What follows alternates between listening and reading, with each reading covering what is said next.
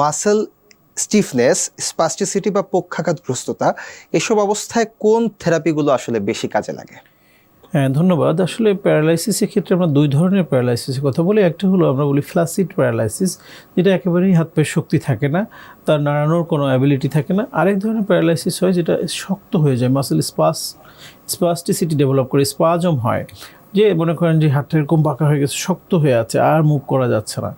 তো দুই ধরনের প্যারালাইসিসই আমরা পাই। তবে ফ্ল্যাসিড প্যারালাইসিস যেটা একেবারেই মুভ করার অ্যাবিলিটি নেই, একেবারেই নরম, তো সেই ক্ষেত্রে তাকে আমরা ইলেকট্রিক্যাল স্টিমুলেশনের মাধ্যমে নার্ভগুলোকে আবার অ্যাক্টিভ করি।